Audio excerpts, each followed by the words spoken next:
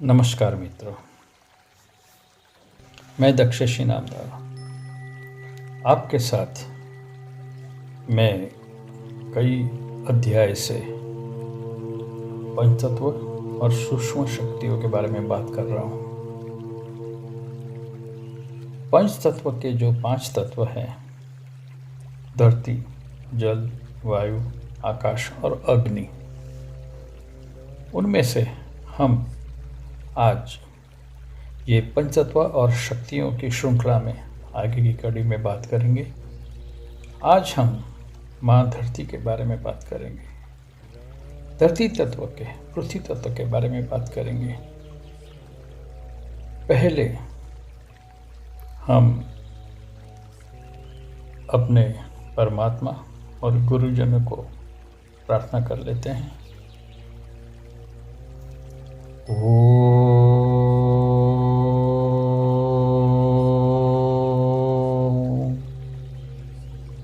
हे सर्व शक्तियों, आपको कोटि कोटि नमस्कार। गम्य अगम्य शक्ति, गोचर अगोचर शक्ति, सूक्ष्म साक्षात शक्ति, आप सबको मेरा कोटि कोटि नमस्कार। पंचतत्व की युग्म संयुक्त ऊर्जा स्वरूप हमारे परमात्मा, माँ बाबा, गुरुदेव, गुरु माँ, हमारे ईश्वर को कोटि कोटि नमस्कार। आज हम बात करेंगे पृथ्वी तत्व, भगवान। हम हमारे परमात्मा को भगवान करके बुलाते हैं। भगवान माने भूमि, गगन, वायु, अग्नि और नीर। उनमें हम 5 तत्वों का एक एक करके उनका अभ्यास, अध्ययन और समर्पित होकर आशीर्वाद लेंगे। पहले भूमि,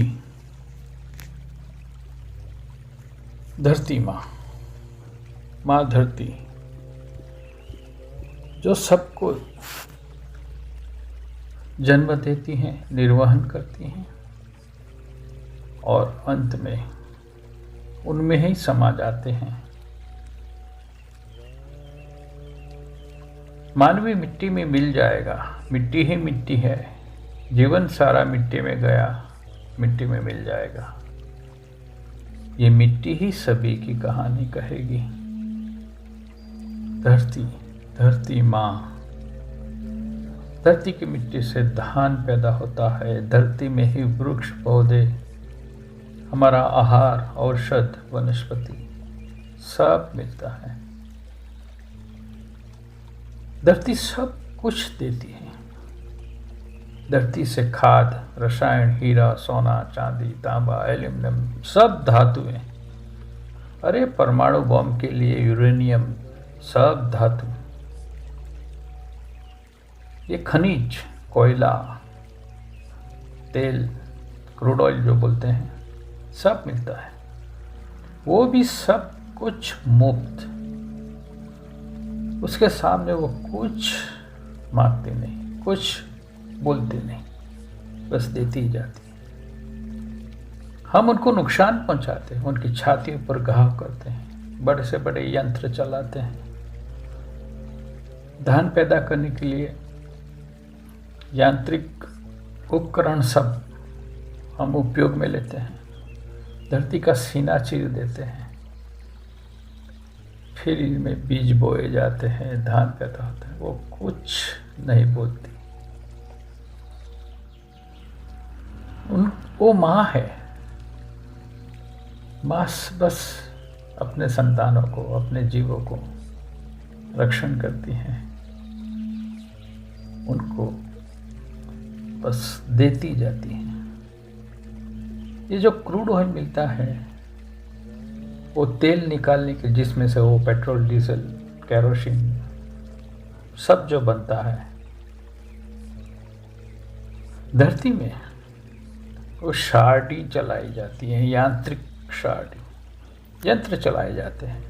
धरती में बोर किया जाता है, उनकी छाती को छलनी किया जाता है। वो मुंह तक नहीं करती। छेदा जाता है। हम सबको तेल, पानी, खनिज, रंग, रसायन सब देती है। इतना सहन करने के बाद भी माँ है नहीं, आश्रय देती है, निवास स्थान देती है, सब जीव को अपनी गोद में रखती है, जन्म देकर निर्वहन और रक्षण करती है। जीव जंतु, प्राणी, पशु, पंखी सब धरती माँ की गोद में रहते हैं। मानव का पूरा जीवन काल धरती में उनकी गोद में व्यतीत होता है और अंत में भी धरती में विलीन हो जाता है। फिर भी वो माँ धरती को संभालता नहीं, नुकसान पहुंचाता है। धरती के लिए कितने युद्ध हो जाते हैं, लेकिन धरती के तत्व में करुणा, प्रेम, वात्सल्य, पालन पोषण, रक्षण मिलता है। वो धनी बना देती है, धनवान बना देती है।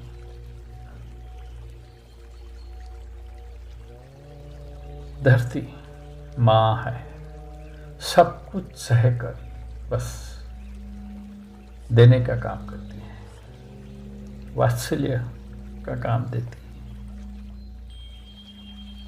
धरती के साथ बने रहना चाहिए, उनकी सेवा करना चाहिए, उपकार मानना चाहिए, क्योंकि धरती जल तत्वों का संचय भी करती है, अपने गर्भ में पानी का संग्रह करती है। बारिश आने के बाद धरती में पानी समा देती है, अपने गर्भ में अग्नि और पानी दोनों रखती है। सब तत्व धरती में है, जल तत्व, वायु तत्व, अग्नि तत्व और आकाश में तो खुद पृथ्वी के स्वरूप में है। सागर, नदी, तालाब, कुआं जो भी प्रकार हैं धरती के अंदर पानी के संचय के, वो अपने में समेटी रहती हैं। धरती वात्सल्य भाव से सबको अपनी गोद में रखती है। फिर भी कभी कभी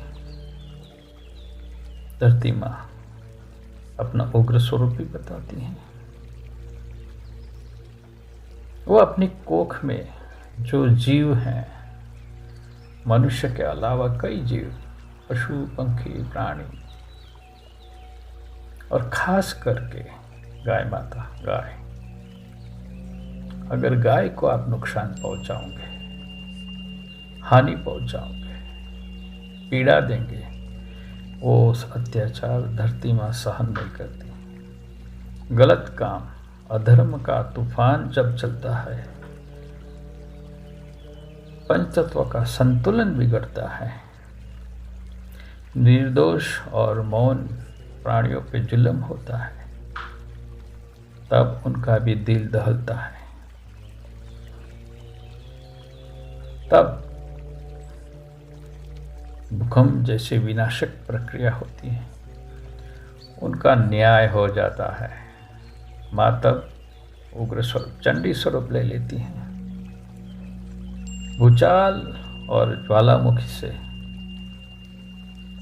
उनके रूप में, स्वरूप में अपना उग्र रूप दिखाती हैं। तब माँ दंड भी देती हैं। धरती में सभी तत्व समाये हैं, मैंने अभी बताया आपको। वो खुद अंतरिक्ष में रहकर सभी तत्व अपने में समेटे हुए हैं। सब तत्वों के उनका संबंध रहता है। तत्वों की परिवर्तित शक्तियां सक्रिय होती हैं, तब बारिश होती है। पूरा चक्र है, उनका भी जीवन चक्र है। पंच तत्वों का खुद का एक व्यवस्था तंत्र है, जो धरती की गोद में जीवित हैं, रहते हैं। वो सभी जीवों के लिए ये तत्व काम करते हैं। ये पंच तत्व स्वरूप उनकी युग्म संयुक्त ऊर्जा स्वरूप ईश्वर है, वही ईश्वर है। और ईश्वर ने धरती पर खुद जन्म भी लिए हैं, आप सबको पता है। राम, कृष्ण, परशुराम, सब दशा अवतार आप देख लो, वो भी धरती के अंदर अपना जन्म लिए हुए हैं। धरती ईश्वर का वास है और स्वरूप है, सूक्ष्म और साक्षात, गम्य अगम्य और गोचर अगोचर, सब धरती के लिए जितना भी बताओ कम है, कोई अंत नहीं है। आज के अध्याय में बस इतना ही। आगे के अध्याय में हम पूरे विवरण के साथ बात करेंगे और तत्वों के बारे में जानेंगे। आज इतना ही। मुझे आशा है आपको ये अध्याय पसंद आया होगा। उनके प्रतिभाव आप देना है न, आप देंगे नहीं, हमारा उत्साह बढ़ता है, जोश बढ़ता है, हौसला बढ़ता है। मुझे गर्व है कि मैं भारतीय हूँ, भारतीय संस्कृति और संस्कार से जुड़ा हुआ हूँ। मुझे गर्व है मैं हिंदू हूँ। नमस्कार।